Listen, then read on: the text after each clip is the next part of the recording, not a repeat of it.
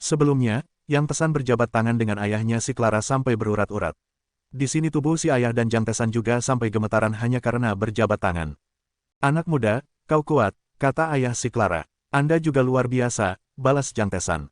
Di sisi lain, Ibu Clara dan si Clara tidak sadar dengan apa yang sedang mereka lakukan. Soalnya, jabat tangan aja lama banget, gitu loh. Ibunya Clara pun mengatakan. Kalian, apa yang sedang kalian lakukan? Si Clara pun juga mengatakan. Ya, ada apa dengan ayah ini? Daniel udah beliin Mao Tai favoritmu, loh. Mao Tai itu sejenis minuman keras yang berasal dari Cina, guys. Mendengar hal tersebut membuat si ayah mulai goyah. Oh, anak muda, ternyata kau punya selera yang bagus juga, ya. Lalu dikatakan bahwa di sana ada 47 mawar juga. Wah, mawar ini sangat bagus, ucap Ibu Clara seusai melihat mawar tersebut. Tapi BTW, di sini Jang Tesan sama ayahnya si Clara masih saling berjabat tangan, guys. Kayaknya udah saling ngefans satu sama lain, ya. Sampai-sampai nggak mau ngelepasin jabat tangan mereka. Sesudah itu, nggak selang lama kemudian, Jang Tesan pun dipersilakan masuk ke rumah kediaman keluarga Clara. Saat masuk ke rumah, Jang Tesan dibuat tercengang oleh kemegahan rumah Clara. Mulai dari bangunan arsitekturnya yang bersejarah dan juga alat-alat modern, bahkan TV LCD yang ada di tahun itu cukup langka dan sangat mahal, keluarga Clara sudah punya. Wah, apa-apaan ini? Ini adalah kemewahan tertinggi, ucap Jang Tesan dalam hati yang terkagum-kagum dengan kemewahan rumah si Clara. Si ayah sempat menyombongkan diri tentang rumahnya ke Jang Tesan. Namun dibalas oleh si Clara dengan mengatakan, Ayah, tidak baik jika kamu membanding-bandingkan rumah kita dengan rumah Daniel. Tidak bagus juga kalau membahas bisnis di sini. Rumah ini berisi ratusan tahun sejarah arsitektur. Mendengar hal itu, Jang Tesan pun bilang, sebuah rumah ya memang sih, rumah adalah tempat di mana kita tinggal. Tapi, walaupun rumahku kecil, tidak apa-apa kan, asalkan aku merasa nyaman. Kedua orang tua Clara yang mendengar hal tersebut pun sedikit kecewa. Apa, kecil, kata mereka. Si Clara pun hanya bisa istighfar melihat tingkah kedua orang tuanya itu yang seakan-akan sedang meremehkan Jang Tesan. Tak selang lama, ayah Clara pun tiba-tiba tertawa cukup keras dan mengatakan, Hahaha, orang ini benar-benar menarik, Daniel, tidak, maksudku Jang Tesan. Apa kau mau minum berdua denganku? Jang Tesan pun bilang, kemanapun aku pergi, aku tidak pernah menolak minuman. Lalu, Sin pun berpindah ke tempat makan. Di meja makan yang hanya untuk dua orang, terlihat cukup besar dan juga ada berbagai macam makanan mahal di sana yang dihidangkan. Wah, ini luar biasa. Apakah ini? Ucap Jang Tesan yang takjub. Si ayah mempersilakan Jang Tesan untuk duduk. Lalu mereka berdua pun akhirnya memulai acara minum-minumnya. Saat ingin bersulang, si ayah mengatakan, semoga kau sukses, anak muda. Jang Tesan pun menjawab, terima kasih telah mengundangku, Tuan. Saya doakan semoga Anda dan Clara selalu dalam kedamaian dan kebahagiaan yang abadi. Di sini kayak calon mertua lagi menginterogasi calon menantu, ya guys ya. Si ayah pun bertanya ke Jang Tesan. Aku dengar kata Clara, kau adalah seorang VIP di Bank Hong Kong. Apakah itu benar? Jang Tesan pun bilang, ya, aku tidak yakin tentang VIP, tapi aku memang mengambil pinjaman. Oh, jadi begitu. Sepertinya itu hal yang rumit, tapi kelihatannya kau melakukannya dengan baik. Jang Tesan pun mengatakan, ya, jika mereka menyetujui agunan, mereka tidak memiliki alasan untuk menolak. By the way, Mimin jelasin dikit nih maksud Jang Tesan. Jadi, jika seseorang tidak dapat mengembalikan pinjaman, maka agunan akan dilelang oleh bank. Tapi nilai agunan harus setara dengan nilai uang yang dipinjam, seperti sesuatu yang tidak akan kehilangan nilai. Contohnya seperti emas, properti, lukisan-lukisan terkenal, dan lain-lain. Semua itu dilakukan supaya apabila si peminjam nggak bisa bayar utang, pihak bank jadi nggak bakal rugi. Jadi gitu ya, guys ya. Apa kalian ngerti? Kalau nggak ngerti ya udahlah, skip aja. Si ayah yang mengerti hal itu menatap Jang Tesan dengan serius. Karena ya bagaimanapun, Jang Tesan kan masih bocil. Kalau bisa sampai ngeluarin pinjaman, apalagi dari Bank Hong Kong, pastilah Jang Tesan cukup hebat, atau Jang Tesan mungkin punya trik-trik kotor seperti penggelapan dana dan lain-lain.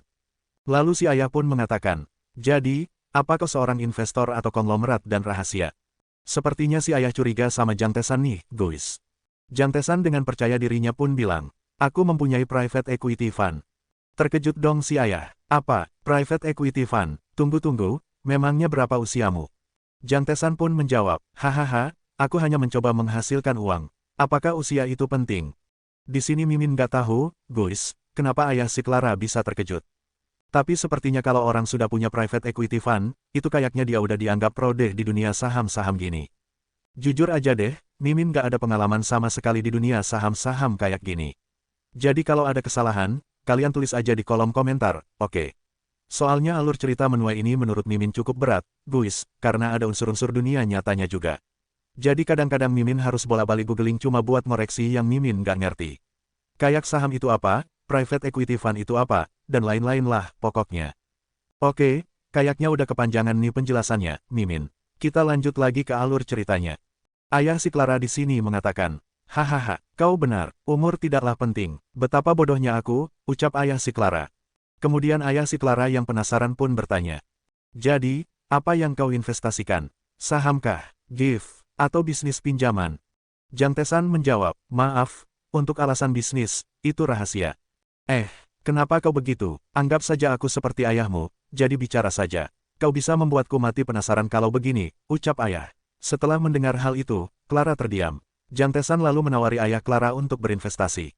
Kalau begitu, apakah Anda mau berinvestasi juga? Aku akan memberikan Anda saham sebesar 1% jika Anda bersedia, ucap Jang Tae-san. 1%, apa nggak salah tuh? Aku kan akan berinvestasi ke orang yang sudah kuanggap seperti anakku, jawab ayah Clara sambil tertawa. Hahaha, tapi, apakah kau bisa menjelaskan aku harus berinvestasi untuk apa? Ayah Clara tampak gugup, berkeringat dingin. Dalam hati, ia berkata, apakah aku sudah melakukan sesuatu yang salah? Ia tidak tahu saja bahwa 1% itu sudah sangat besar. Bayangin aja, 1% dari 1 triliun sudah berapa, ya kan? Dan itu masih bisa lebih, mungkin puluhan triliun atau bahkan lebih lagi untuk perusahaan yang katanya bakal menguasai dunia. Jadi, 1 triliun itu mah kecil, ya enggak, guys? Jang Tae-san pun menambahkan, dan untuk jumlah investasi dasarnya adalah 1 miliar dolar. Bisa kalian bayangkan gimana ekspresi ayah Clara, tercengang, terkejut. 1 miliar dolar, pikirnya, tapi, anehnya, anak ini tidak terlihat sedang bercanda. Siapa sebenarnya anak ini? Tidak, aku harus menjaga ekspresiku, ucap ayah Clara dalam hati. Kayaknya gengsi nih ayah Clara. Ia mencoba sekuat tenaga untuk tetap terlihat tenang di hadapan Jang Tae-san. Lalu dengan tenang yang dibuat-buat, ia bertanya. Apakah aku satu-satunya investor di perusahaanmu? Ya, tapi sekarang karyawanku sedang menarik investor, jawab Jang Tae-san dengan penuh percaya diri. Sudah tahulah, kalian, karyawan siapa yang bisa dipercaya Jang Tae-san kalau bukan si Robert. Kemudian, scene berpindah. Di tempat lain, Robert sedang ngopi santai bersama seorang pria botak lontos. Pria botak itu berkata, sudah lama ya, Robert, kita tidak bertemu. Robert menjawab, Jack, kau lebih mirip politisi daripada seorang peneliti. Oke, karena nama si botak lontos ini adalah Jack, mulai sekarang kita panggil dia Jack aja, biar lebih mudah. Jack lalu berkata, aku dengar kau sempat mencapai titik terendahmu. Tapi, kantor apa ini? Tanyanya. Robert menjawab, ya, aku memang pernah mencapai titik terendahku. Tapi aku beruntung bisa menjalankan private equity fund.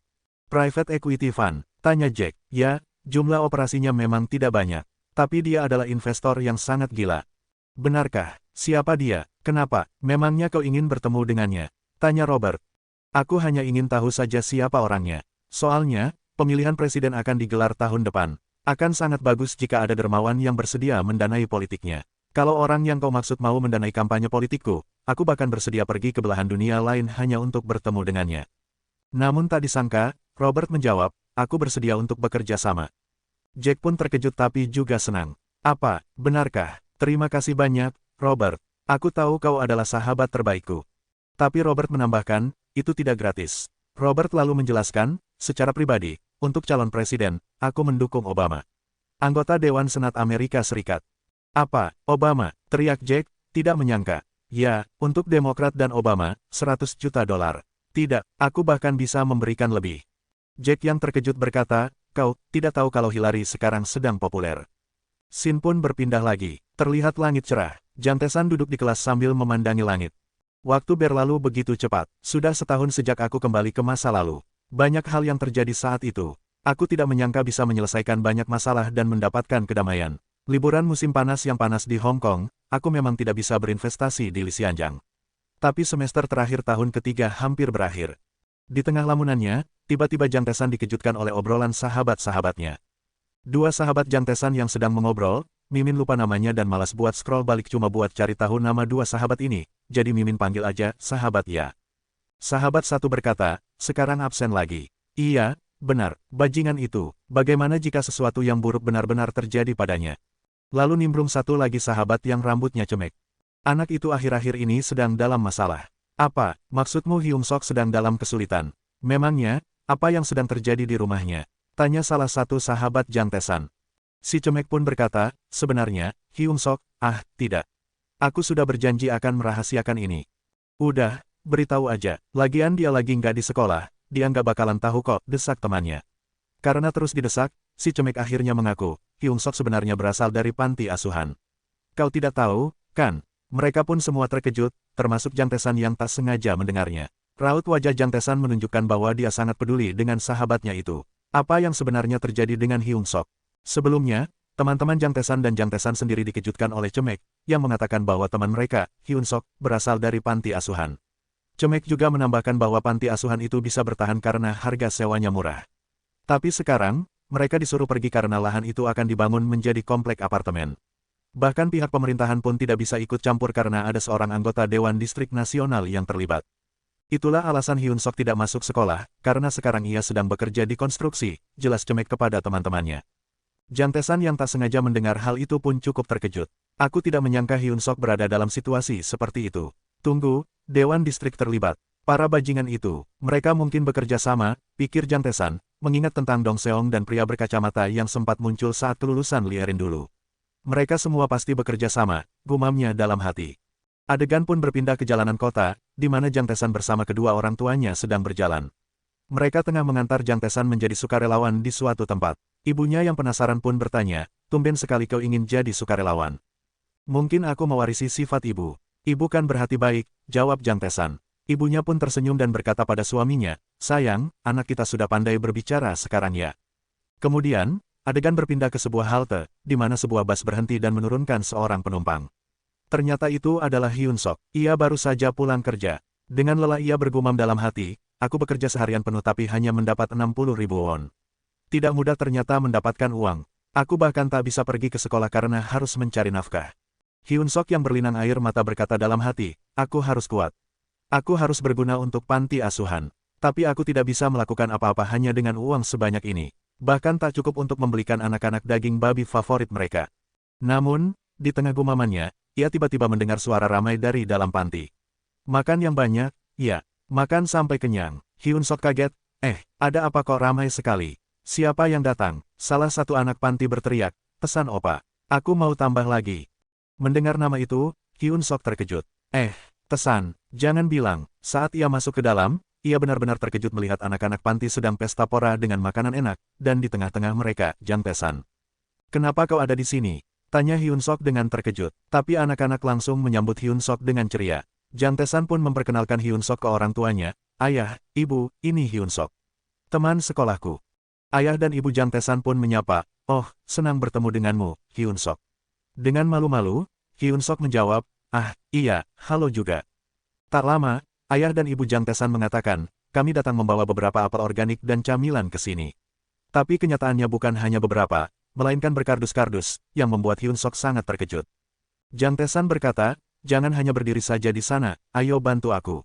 Dan makanlah juga setelah ini. Tanpa sadar, Hyun Sok mulai berlinang air mata. Dalam hati ia berkata, temanku, Jang Taesan. Dia meluangkan waktu berharganya sebagai siswa kelas 3 hanya untuk datang ke sini. Jang Taesan, aku tidak tahu harus berkata apa. Tapi, terima kasih, temanku. Tak lama setelah itu, Jang Taesan mendapatkan pemberitahuan, Anda telah mendapatkan poin karma. Hyun Sok pun mengatakan, ini memang sedikit memalukan, tapi aku tidak punya tempat tinggal yang layak. Tak ada yang mau menerima kami kalau pindah ke pusat kota, karena harga properti di sana sangat mahal. Kalaupun pindah terlalu jauh, akan sulit untuk pergi ke sekolah. Adegan kembali berpindah. Kini Jang Taesan berada di sebuah kantor agen real estate berlisensi di Jangjo, semacam tempat jual beli rumah dan bangunan. Ia bertanya pada sales real estate botak itu, apakah Anda punya bangunan bekas sekolah yang sudah ditutup, tapi dekat dari pusat kota? Sales menjawab, ada. Tempat itu terletak 10 menit dari pusat kota. Sekolah tersebut digabung dengan sekolah lain dan ditutup tahun lalu. Bangunannya masih dalam kondisi baik dan sedang dijual. Saya menawarkan tempat ini karena fasilitasnya masih bisa digunakan. Tapi harganya cukup mahal. Memangnya berapa? Tanya Jang Taesan. Sekitar 15,3 juta won. Mahal, bukan? Namun, Jang Taesan menjawab, untuk tempat tinggal 100 orang, itu sangat murah. Aku ingin membelinya sekarang, dan jika memungkinkan, aku juga ingin membeli gunung yang ada di belakangnya. Sales itu kaget, maaf. Anda ingin membelinya sekarang, dan juga ingin membeli gunung di belakangnya. Jiang Tesan menjawab dengan tenang, iya, aku akan membelinya atas nama ibuku. Lalu akan kusumbangkan, senang bekerja sama denganmu.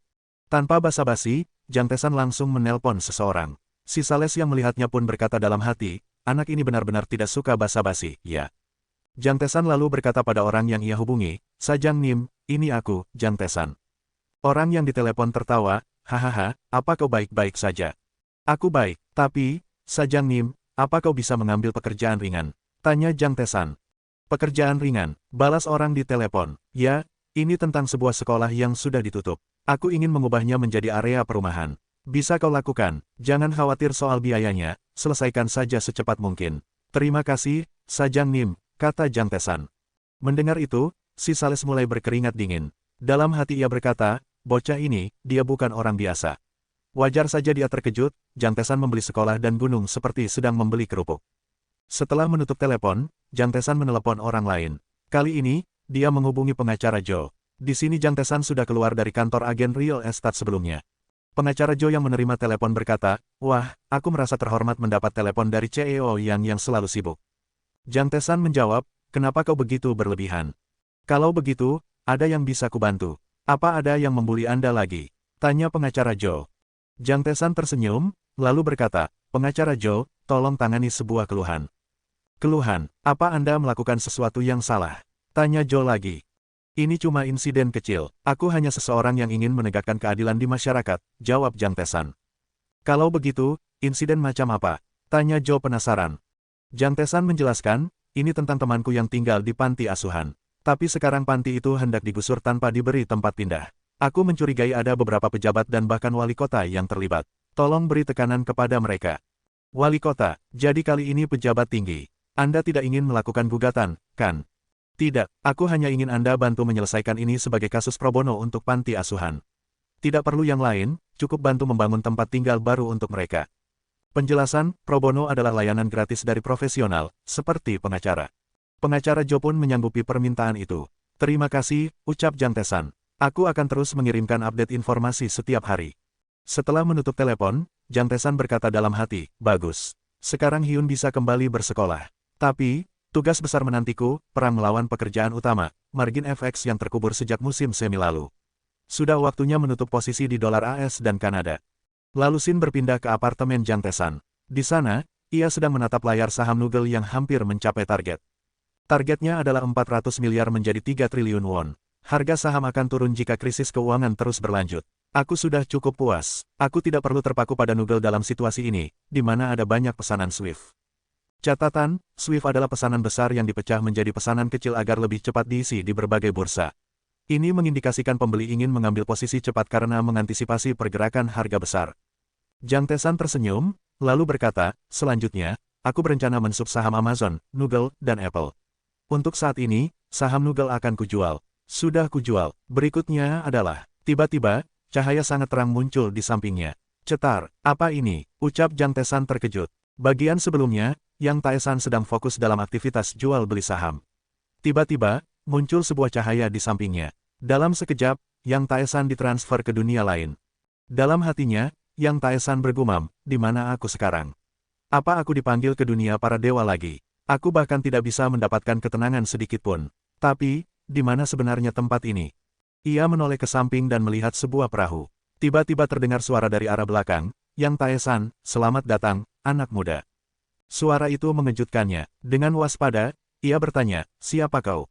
Orang itu menjawab, namaku Yoshua Enso. Yoshua Enso, tanya Yang Taesan memastikan. Iya, aku adalah Yoshua Enso, dan sekarang aku harus segera menyeberangi sungai Styx. Siapa namamu, anak muda? Ucap pria tua itu, yang akan kita sebut Yoshua mulai dari sekarang, untuk memudahkan. Catatan, sungai Styx merupakan salah satu sungai dalam dunia kematian menurut mitologi Yunani. Yang Taesan cukup terkejut mendengar perkataan si kakek tadi. Dalam hatinya ia berpikir, aku tidak tahu apapun tentang ini. Tapi dia barusan bilang ingin menyeberangi sungai Styx untuk menuju alam baka. Bukankah sungai Styx adalah sungai yang dilewati oleh orang yang telah mati? Seketika, Yang Taesan menangis. Ia benar-benar mengira bahwa dirinya telah mati, dan bahwa Yoshua akan mengantarkannya ke alam baka dengan perahu itu, tempat untuk beristirahat terakhir, tempat maut. Aku bahkan baru saja menghasilkan 3 triliun won, ucap Yang Taesan sambil menangis seperti anak kecil. Namun Yoshua buru-buru menjelaskan, bukan seperti itu. Tolong jangan khawatir, itu adalah perahu yang aku naiki. Mendengar hal itu, Yang Taesan langsung tersadar bahwa dirinya ternyata belum mati. Seketika, sikapnya berubah total. Ia tidak lagi menangis seperti anak kecil. Wajahnya berubah serius, seolah-olah ingin mengembalikan citra cool-nya yang sempat hilang.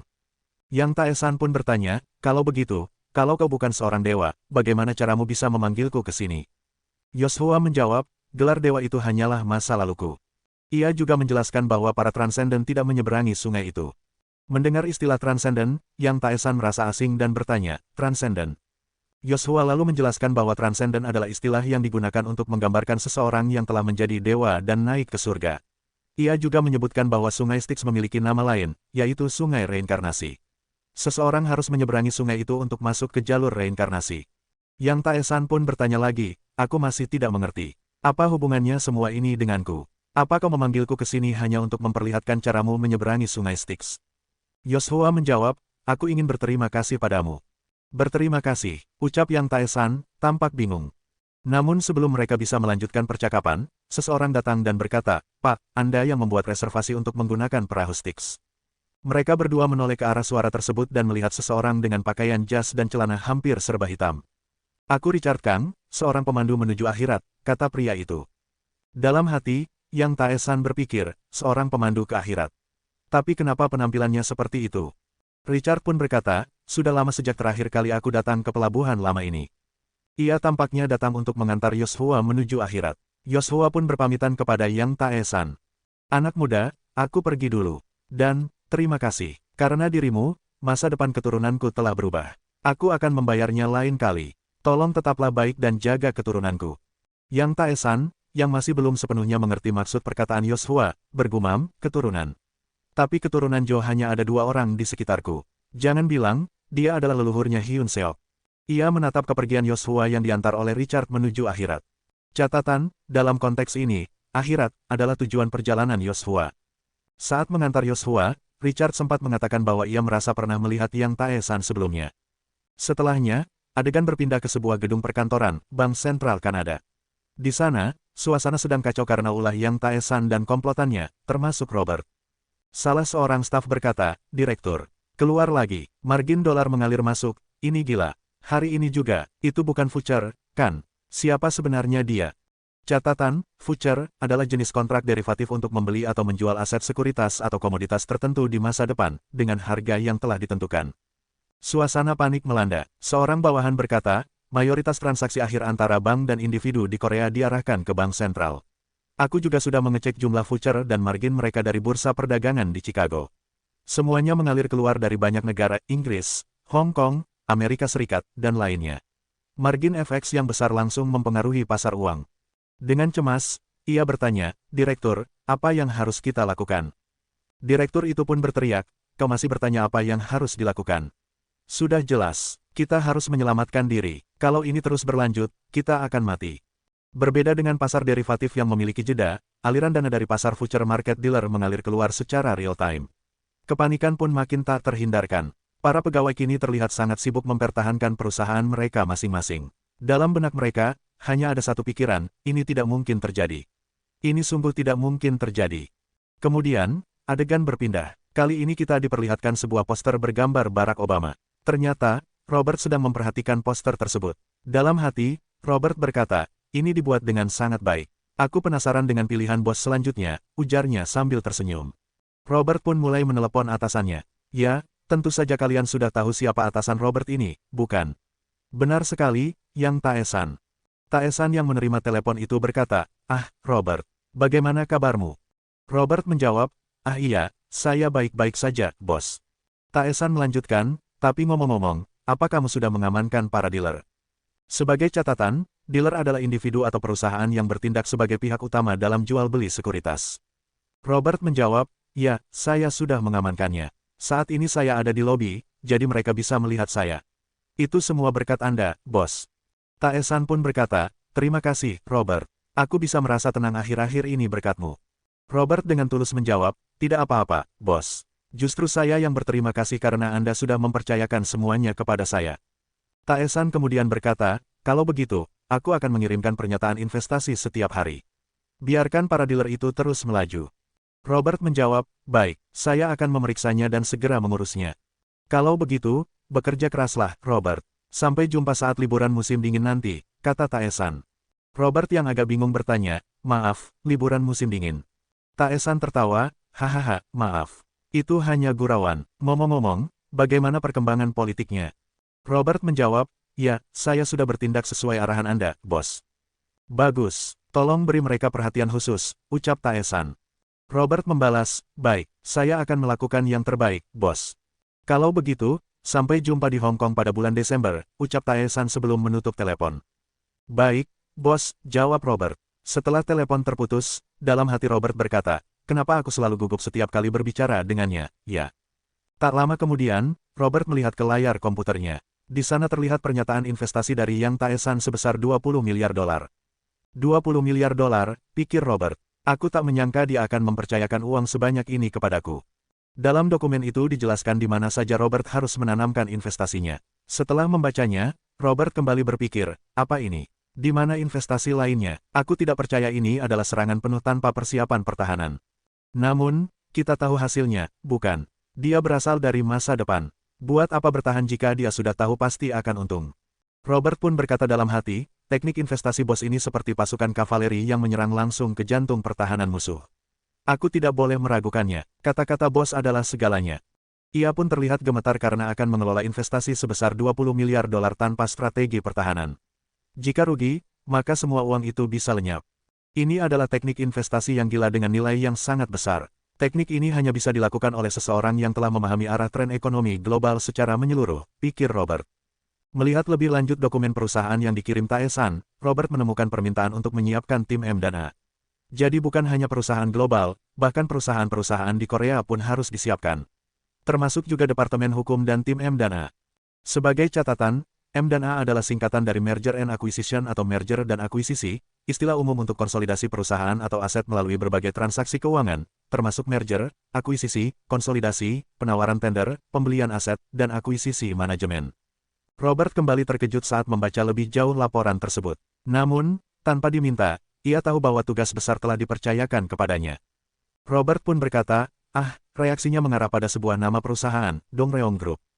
Dongreong Group, perusahaan macam apa itu? Gumam Robert, yang tampak belum tahu. Namun tentu saja, para pembaca pasti sudah tahu, ya, itu adalah perusahaan milik Dong Seong dan antek-anteknya. Maksud Mimin, ayahnya sendiri, guys. Adegan pun berpindah ke apartemen milik Yang Tae-san. Di sana terdengar teriakannya. Kenapa harus saat liburan musim dinginku? Mereka hampir saja tahu kalau aku sebenarnya masih siswa SMA. Tae-san lalu menghela napas dan berkata sambil bersandar santai. Jadi, ini akan menjadi liburan terakhirku. Waktu berlalu begitu cepat. Sekarang ujian masuk perguruan tinggi sudah di depan mata. Itu adalah waktu yang tak akan kusesali. Kehidupan SMA keduaku akan segera berakhir. Apa aku benar-benar bernilai 70 miliar? Ini bukan mimpi, kan? Tapi aku terlalu hemat, cuma beli apartemen dan mobil saja, hahaha, dan aku ini masih seorang siswa SMA. Haruskah aku mulai menikmati kekayaanku sekarang? Permainan akan menjadi lebih besar, tapi aku masih harus sekolah dulu.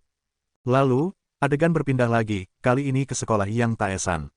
Di atap gedung sekolah, tampak seseorang berdiri sambil menelepon. Ya, itu adalah Yang Tae-san yang sedang menghubungi pengacara Jo.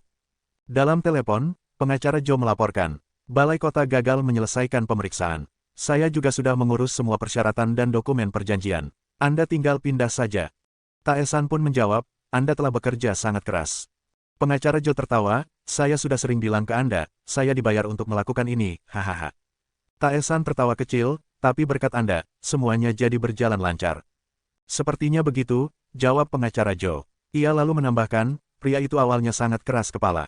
Tapi begitu saya membocorkan sebagian kecil data masa lalunya, dia langsung ketakutan.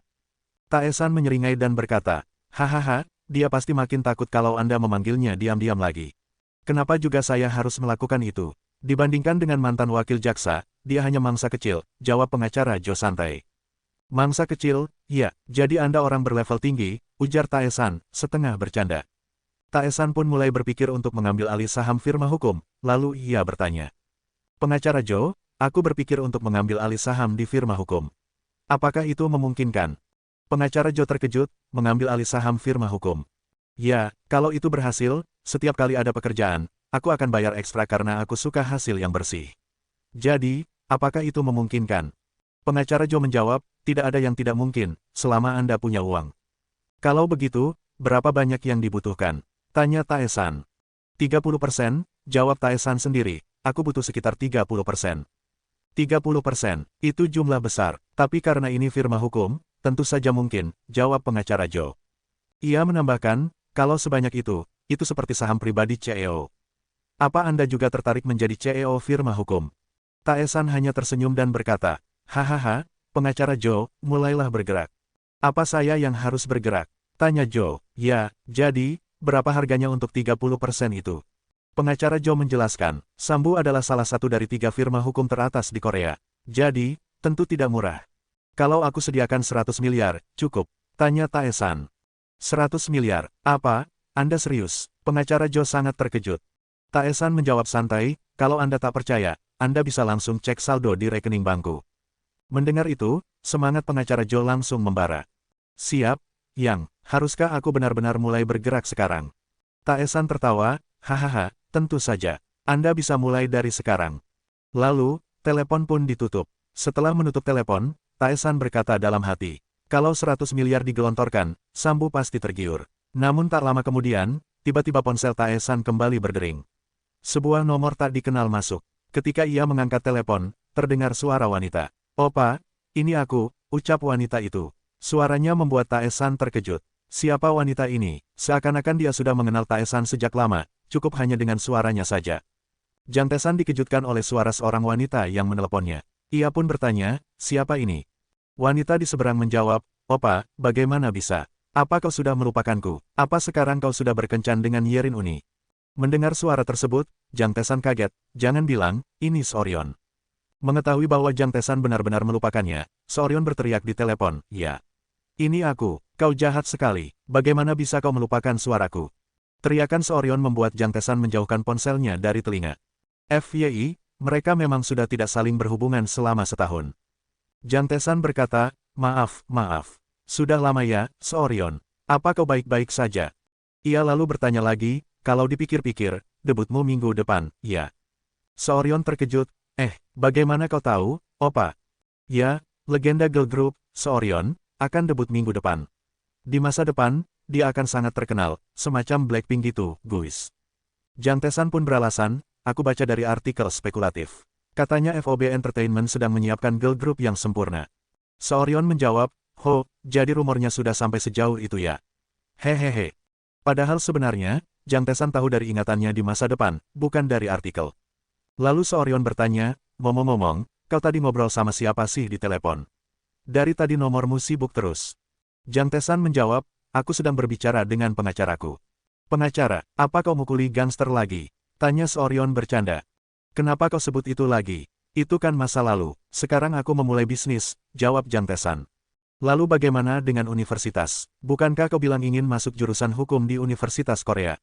Iya, wawancaraku besok, aku akan berkuliah sambil menjalankan bisnis. Mendengar itu, Seoryon kagum, wah, seperti yang kuharapkan dari opaku. Keren banget, kau pasti lolos. Aku percaya padamu. Setiap malam aku menuangkan air suci dan berdoa untuk kesejahteraan calon suamiku di masa depan. Ia menambahkan, Opa, kalau kau merindukanku atau sedang kesulitan, hubungi aku ya. Aku akan datang dan menjagamu. Jang Tae-san hanya tersenyum dan berkata, menjagaku. Iya dong, apalagi nanti saat Opa pergi wajib militer, aku akan tampil di konser hiburan dan menjagamu dari atas panggung, jawab Seoryon. Ya, pria Korea memang punya wajib militer selama 2 tahun, dan girl group kadang tampil untuk menghibur mereka. Tak lama, Seoryon berkata, Opa, aku harus tutup telepon, manajerku sudah datang, mari kita bicara lain kali, ya. Jangan lupa kalau aku sangat mencintaimu. Dalam hati, Jang Tae-san bergumam, dia memang lucu sekali. Keesokan harinya, di sebuah kampus hukum terkenal di Korea, tampak banyak orang yang sedang antre untuk wawancara. Aturannya sangat ketat, kalau gagal, mereka tidak bisa mengulang. Jang Tae-san pun datang ke sana dengan mobil sportnya. Saat melihat antrean panjang dan wajah-wajah tegang, ia bergumam dalam hati, aku tidak percaya aku bisa sampai sejauh ini untuk jurusan hukum Universitas Korea. Syukurlah aku mendapat kesempatan kedua dalam hidup. Seseorang dari panitia mengumumkan, sesi wawancara akan segera dimulai. Nomor 1-5, silakan masuk. Jang Tae-san berjalan santai dan berkata dalam hati, ini bahkan bukan wawancara kerja, tapi semua orang sudah berpakaian rapi. Tiba-tiba, dia melihat kerumunan orang berkumpul karena munculnya seorang gadis cantik dari dalam gedung. Penasaran, Jang Taesan pun ikut melihat dan kaget. Hah, itu, Yerin. Yerin menyapa, halo semuanya. Mereka yang disapa mukanya langsung memerah. Seseorang bertanya, bukankah kamu ke Silim Dong? Kenapa sekarang kamu ada di sini? Ah, ini cuma kunjungan singkat. Soalnya, ada junior dari kampung halamanku yang akan wawancara di sini, jawab Yerin. Lalu Yerin berjalan menuju kerumunan dan berhenti tepat di depan, tentu saja, Jang Taesan. Dalam hati, Jang Taesan kaget, hah, situasi macam apa ini, kayak di sinetron aja. Yerin tersenyum dan berkata, sudah lama ya, Taesan. Aku tidak bisa datang kemarin karena sibuk dengan esai. Kamu mengerti kan? Jang Taesan hanya bisa terpaku sambil melihat senyuman Yerin yang seperti marmut itu. Kemudian, Yang Taesan berkata, hah, kenapa juga aku harus mengerti? Kelihatannya, saat itu Yang Taesan sedang sendirian. Namun kemudian ia menambahkan, apa kamu sedang kesal? Baiklah, ayo makan siang bersama setelah wawancaramu. Masih banyak yang harus kita bicarakan, bukan? Mendengar itu, Taesan tersenyum dan menjawab, baiklah, kalau begitu aku akan menghubungimu ketika sudah selesai wawancara. Percakapan mereka itu ternyata didengar oleh banyak orang yang tengah mengerumuni mereka. Dan setelah Li Yerin pergi meninggalkan Taesan, orang-orang mulai berbisik-bisik. Itu benar-benar Li Yerin. Tapi kenapa dia nggak bareng Dong Seong dan malah ngajak cowok itu? Oi, apa kau nggak tahu? Dong Seong itu playboy, dia juga kaya, pasti banyak yang ngantri. Yerin itu pasti udah diputusin sama Dong Seong. Mendengar bisik-bisik itu, Yang Taesan hanya menyunggingkan senyum menyeringai. Sementara itu, di sisi lain, Yerin yang sudah jauh dari kerumunan tampak tenang. Tapi sesaat kemudian dia terlihat panik. Ternyata, sebelumnya dia hanya berpura-pura terlihat tenang di depan orang-orang. Dalam hatinya, Yerin berkata, bagus, Yerin, kau sudah melakukannya dengan baik. Yang terburuk sudah terlewati. Lalu ia melanjutkan, melalui teman-temanku, aku tahu Yang Taesan dari SMA Jangjo. Keluarganya tiba-tiba jadi kaya raya. Desas-desus menyebar bahwa dia adalah keturunan Chaebol. Aku mempercayainya sekarang, karena sikap dan auranya benar-benar berbeda. Aku bisa merasakan ambisi yang besar darinya. Aku yakin dia nggak akan gagal dalam wawancara ini, karena para profesor pasti akan mengenali potensinya. Ternyata, Yerin mulai tertarik kembali pada Taesan karena tahu dia kini sudah kaya. Dulu saat masih miskin, jangankan didekati, dilirik pun tidak. Namun di tengah lamunannya itu, tiba-tiba ada dua cewek yang memanggilnya. Hah, Yerin, apa yang kau lakukan di sini? Tampaknya mereka mengenali Yerin. Yerin menjawab, aku kemari karena ada Dongseng yang aku kenal sedang ikut wawancara. FYI, Dongseng, di Korea biasanya berarti adik atau seseorang yang lebih muda. Beda ya sama Dong Seong, itu mah cowok yang dulu pacaran sama Yerin. Kedua cewek itu lalu bertanya, Dongseng, maksudmu saudaramu? Yerin menjawab, bukan, dia junior dari lingkungan tempat aku tinggal dulu. Oh, jadi junior dari lingkunganmu ya? Apa si gadis yang keras kepala ini tertarik padanya? Salah satu dari mereka bertanya. Yerin yang mulai gugup berkata, aku hanya menganggapnya sebagai Dongseng, kok, hehehe. Namun kedua cewek itu masih tidak percaya. Benarkah, melihatmu seperti itu, sepertinya aku juga mengenalnya. Tak ingin terus dibahas, Yerin pun mengalihkan topik. Ngomong-ngomong, kalian kemari kenapa? Mereka menjawab. Kami kesini cuma untuk memastikan rumor. Rumor, Yerin bertanya. Katanya ada cowok yang kelihatannya seperti model muncul di fakultas kami. Kami dengar dari teman-teman yang ikut wawancara bareng dia. Yerin terdiam sesaat, lalu dalam hati ia berkata, aku yakin mereka sedang membicarakan Yang Taesan. Kemudian Yerin pun berkata dalam hati, kali ini aku tidak akan melepaskannya.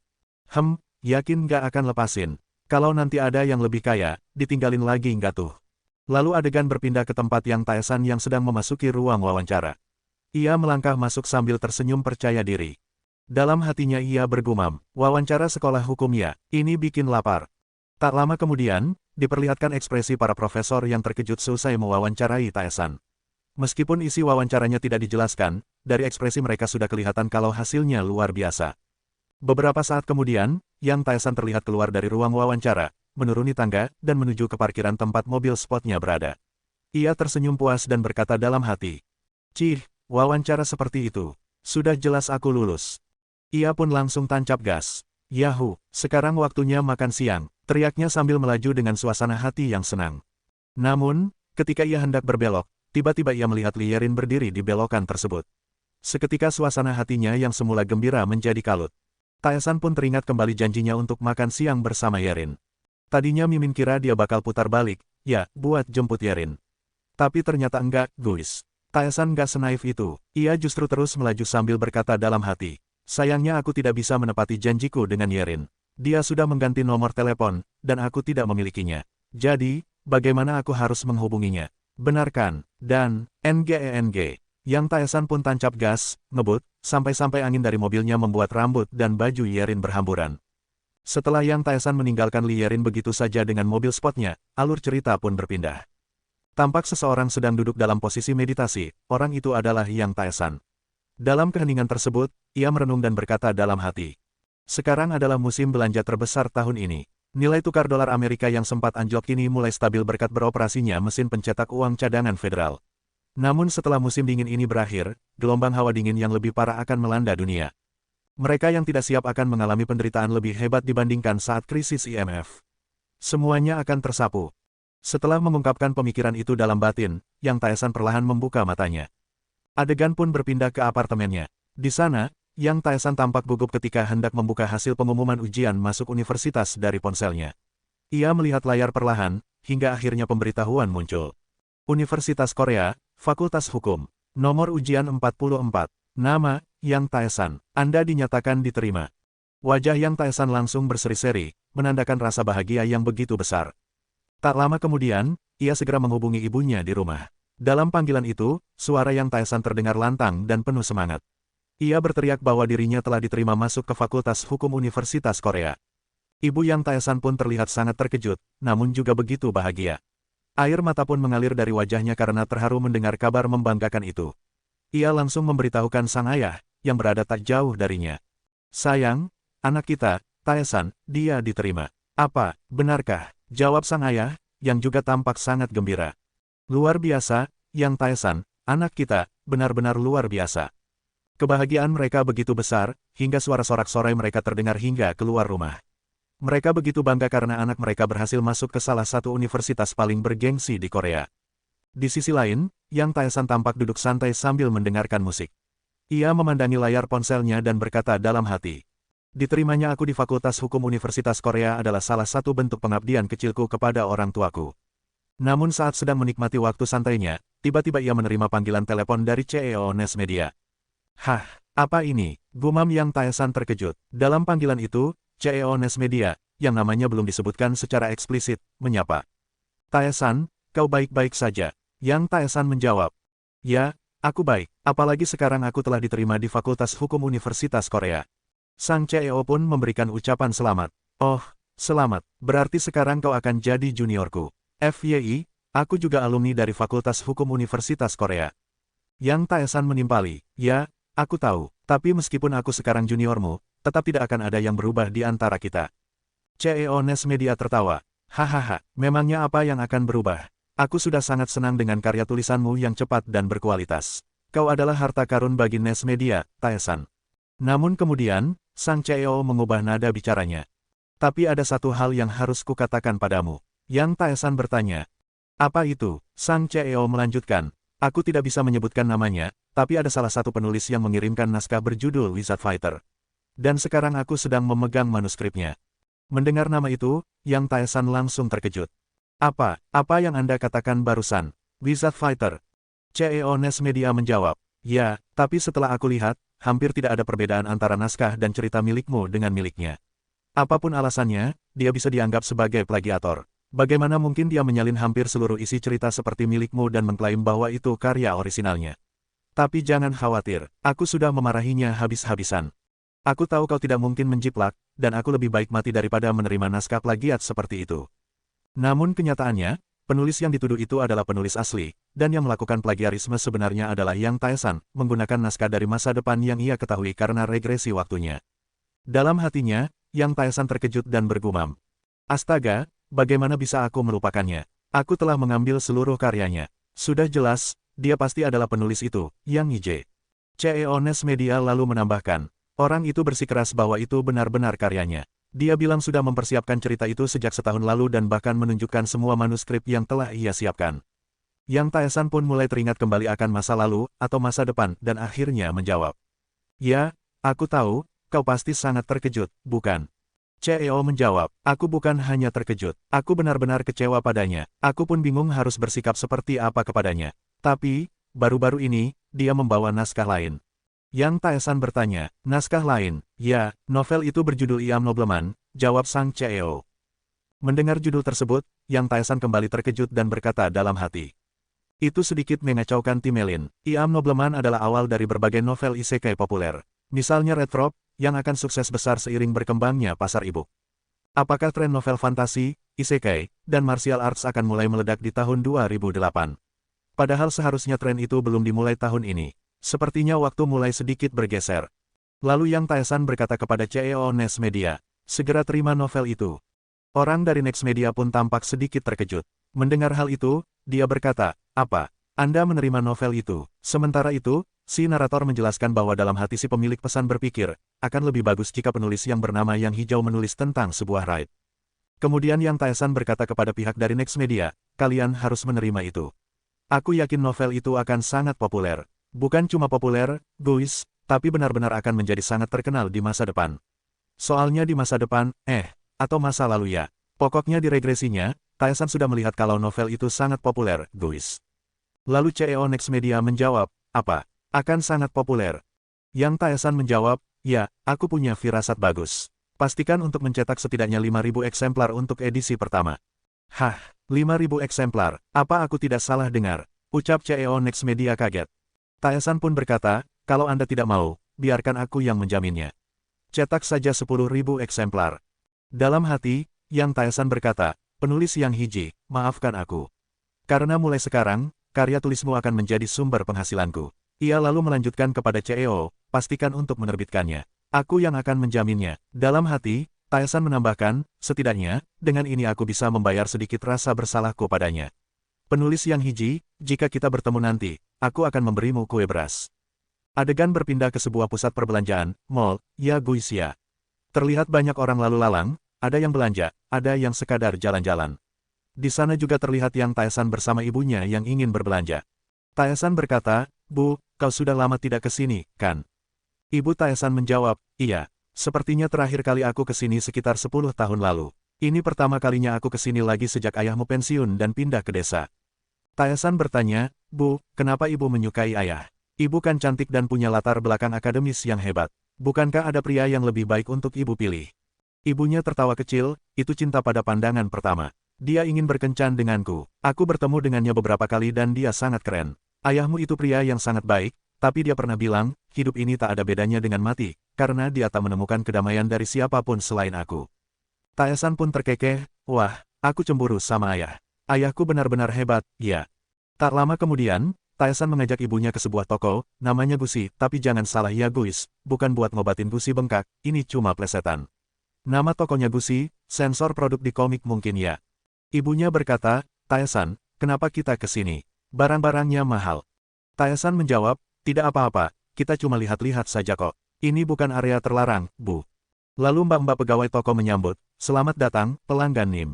Taesan berkata, Bu, ayo kita beli pakaian untuk ayah dan ibu. Ibu tampak kelelahan akhir-akhir ini, jadi anakmu ini akan melakukan yang terbaik untuk membantumu dan membuatmu senang. Yang tadinya cuma mau lihat-lihat, malah jadi beli-beli ya guys. Tapi maklum, duit Taesan mah banyak, beli gunung aja kayak beli kerupuk. Apalagi cuma baju, kecil. Ibu Taesan pun menjawab, begitu ya, pakaian ayahmu memang sudah agak ketinggalan zaman. Ia pun menunjuk pakaian dan bertanya, Taesan, bagaimana dengan ini? Pasti cocok untuk ayahmu, kan? Taesan tersenyum, Bu, pilihlah sesukamu. Pilih juga beberapa pakaian untukmu. Bukankah istri kepala lingkungan juga harus menjaga citranya? Ibu Taesan terkejut, benarkah? Aku boleh pilih sesukaku? Ya jelas boleh, guys. Kalau perlu, seluruh toko juga bisa diborong sama Taesan. Ibu berkata, warna-warnanya juga bagus. Namun di tengah asyiknya berbelanja, tiba-tiba terdengar suara dari belakang. Omo-omo, coba lihat siapa ini. Apa itu Seolrun? Mereka berdua pun menoleh. Terkejut, mereka melihat seorang wanita yang, maaf ya guys, mirip cabe-cabean. Ibu Taesan tampaknya mengenalnya.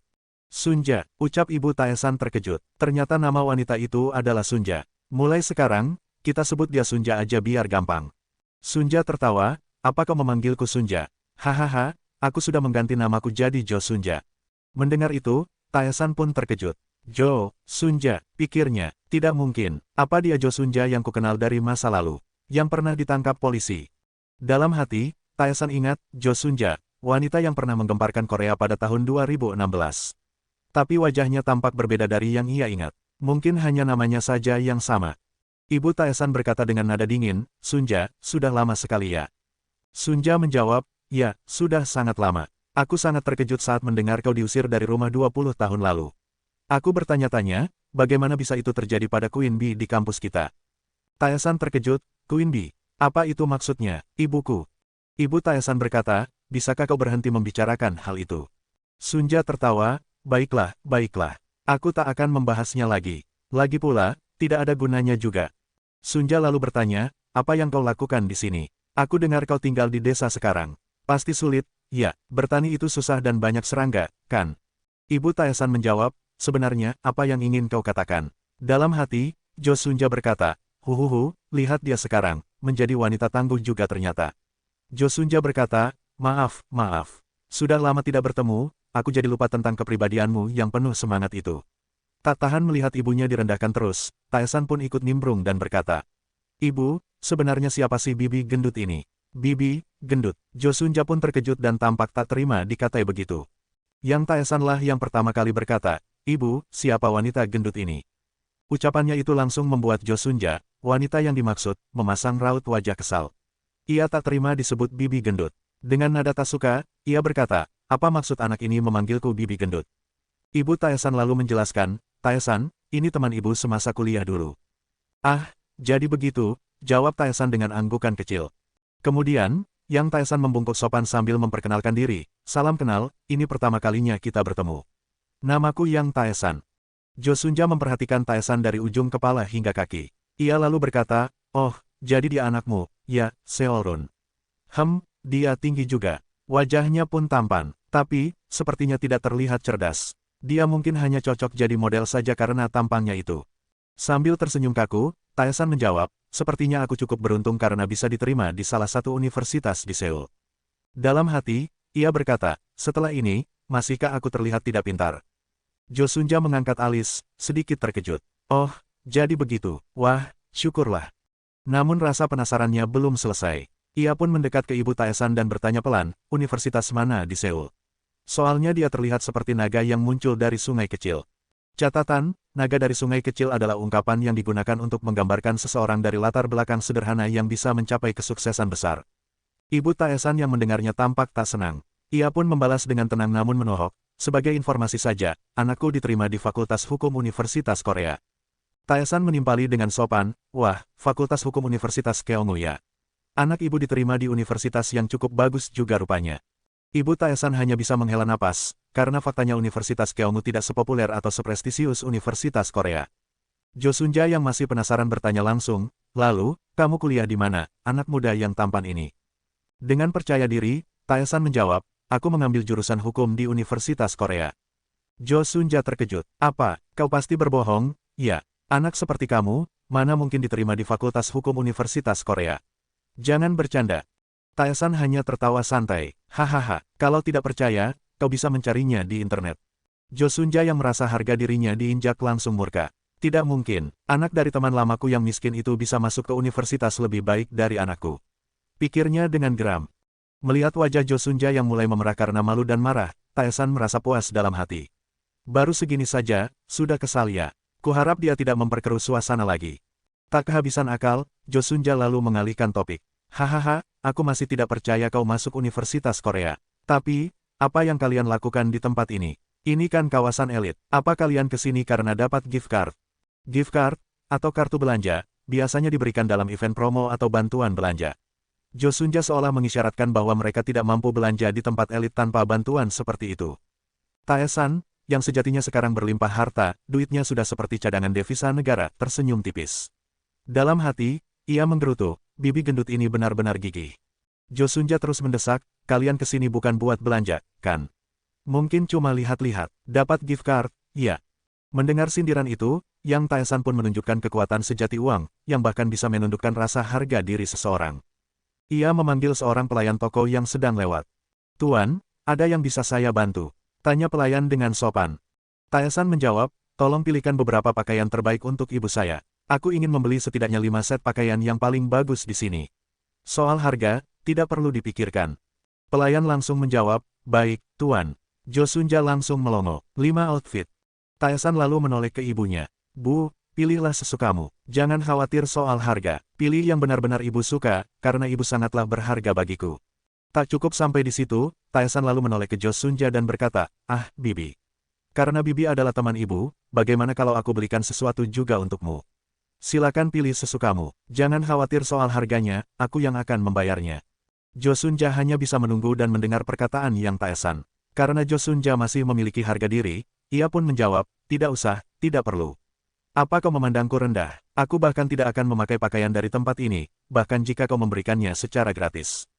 Perkataan Jo Sunja itu cukup keras hingga terdengar oleh pelayan yang tadi disuruh Yang Taesan untuk mencarikan baju ibunya. Jo Sunja yang kesal kemudian berkata kepada ibu Yang Taesan, kami akan mengadakan reuni di Hotel Felton, Sabtu depan jam 7 malam. Kau harus datang ya, sampai jumpa di sana. Semua orang tahu, reuni seperti itu biasanya hanya dijadikan ajang pamer kekayaan. Dalam hati, Yang Taesan berpikir, Bibi itu benar-benar, dia berjuang sampai akhir. Ia melihat Jo Sunja dan teman-temannya yang seperti bebek gendut itu mengomel tak jelas karena kesal. Yang Taesan juga berkata dalam hati, dia mengajak ibuku ke reuni pasti ada maksud jahat.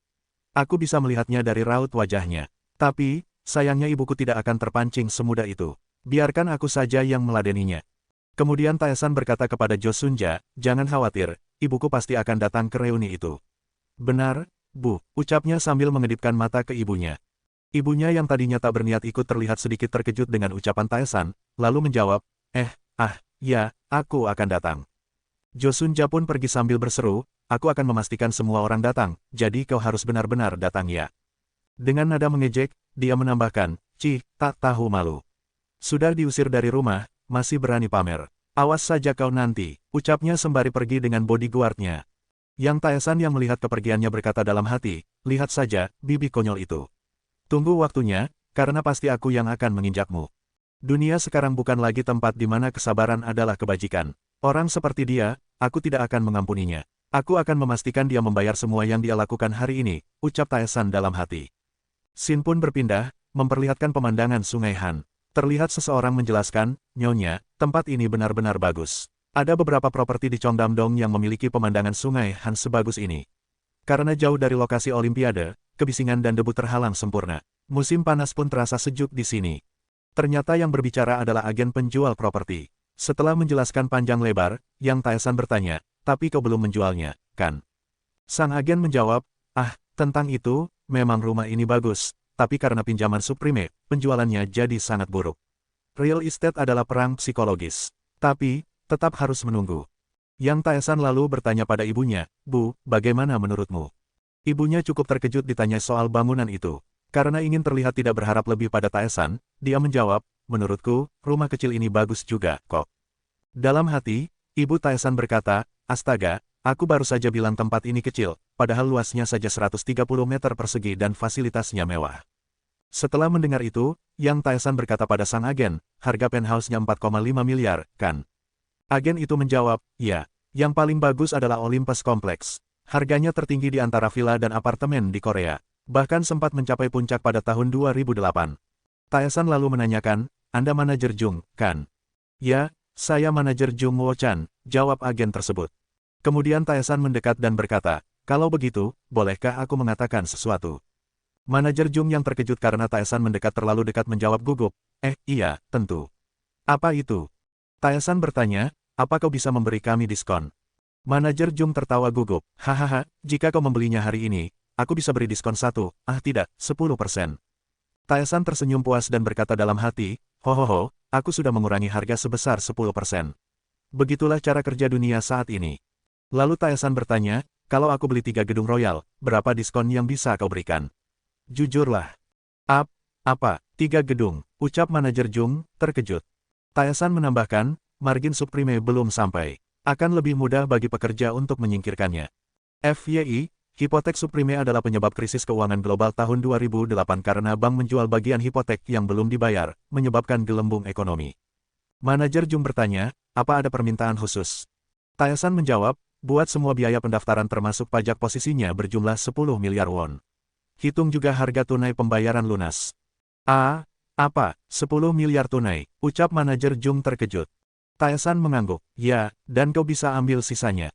Baiklah, aku akan segera mengurusnya, jawab manajer Jung. Taesan tersenyum puas, lalu melirik ibunya. Dalam hati dia berkata, ibu tidak menunjukkan reaksi pada 10 miliar won. Bukan karena dia tak tertarik pada uang, sepertinya suasana hatinya sedang tidak baik.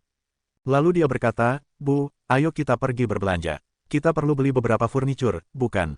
Ibunya menjawab, ah, begitu ya. Baiklah, ayo. Shin pun berpindah ke jalanan kampus Universitas Korea. Terlihat Yang Taesan sedang mengendarai mobil sportnya menuju kampus. Semua mahasiswa yang melihat mobil itu berkata, oh, mobilnya keren sekali. Bukankah itu Porsche? Siapa dia? Mahasiswa baru, mahasiswa keolahragaan. Tidak, katanya jurusan hukum. Dia cukup terkenal karena sangat tampan. Dalam hati, Yang Taesan berkata, Universitas Korea, universitas dengan peringkat tinggi di Korea Selatan. Seperti yang diharapkan, suasananya menyenangkan.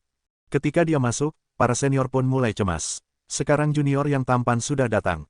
Perhatian para gadis mungkin akan beralih padanya. Saat Taesan berhenti di depan mesin penjual minuman untuk membeli kopi, dia mendengar beberapa orang bergosip, bukankah dia tipe yang disukai siniran? Ah, dia itu sombong. Sombong, tidak juga, dia hanya menikmati hal-hal keren untuk dirinya sendiri. Taesan mendengarnya dan berpikir, sepertinya mereka sedang membicarakanku. Tiba-tiba, ada suara dari belakang, apa kau bisa membelikanku kopi juga? Taesan menengok dan kaget, di depannya berdiri seorang gadis berambut ungu dengan topi cantik. Dalam hati Taesan berkata, dia cantik banget. Bisa nggak ya kita langsung check-in ke hotel? Dia langsung berkeringat dingin dan mengenalnya, dia adalah nona legendaris dari jurusan seni.